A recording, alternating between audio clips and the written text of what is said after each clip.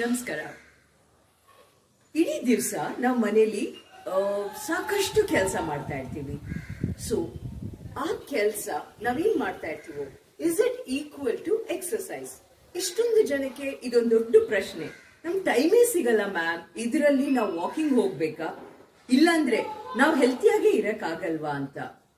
The difference between ಮನೇಲಿ ಕೆಲಸ ಮಾಡೋದಕ್ಕೂ ನಾವು ವಾಕಿಂಗ್ ಅನ್ನೋ ಒಂದು ಸೆಪರೇಟ್ ಆಗಿ ಒಂದು ಫಿಸಿಕಲ್ ಆಕ್ಟಿವಿಟಿ ಮಾಡೋದಕ್ಕೂ, ಯಾವಾಗ ಸತತವಾಗಿ ಅಟ್ಲೀಸ್ಟ್ ಕನಿಷ್ಠ ಪಕ್ಷ 20 ನಿಮಿಷ ಒಂದು ಆಕ್ಟಿವಿಟಿ ಮಾಡ್ತೀವಿ, ಅದರ ಜೊತೆಗೆ ಇಂಟೆನ್ಸಿಟಿ, ಡ್ಯೂರೇಷನ್, ಫ್ರೀಕ್ವೆನ್ಸಿ ಇದೆಲ್ಲ ಸೇರ್ಪಡೆಯಾಗಿ ಎಕ್ಸರ್ಸೈಸ್ ಅಂತ ಕರಿತೀವಿ.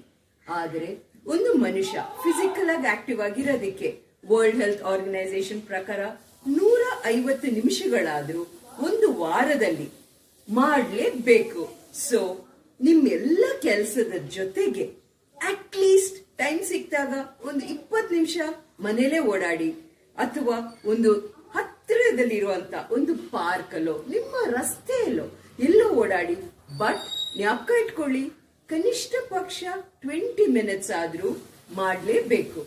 ಅಂಡ್ ನಿಮ್ಮ ಸ್ಪೀಡ್ ಹೇಗಿರ್ಬೇಕು ಅಂದ್ರೆ, ಅಕ್ಕಪಕ್ಕದಲ್ಲಿ ಇರೋರ್ನ ಮಾತಾಡಿಸುವಾಗ ತುಂಬಾ ಆರಾಮಾಗಿ ಇಲ್ದಂಗೆ ಒಂದ್ ಸ್ವಲ್ಪ ಬ್ರೆತ್ಲೆಸ್ ಆದಾಗ ನೀವು ಮಾಡ್ತಾ ಇರೋ ಸ್ಪೀಡು ಕರೆಕ್ಟ್ ಅಂತ. So stay healthy, stay happy. ಕೇವಲ 150 ನಿಮಿಷಗಳು ಇಡೀ ವಾರಕ್ಕೆ ಅಷ್ಟೇ ಬೇಕಾಗಿರೋದು.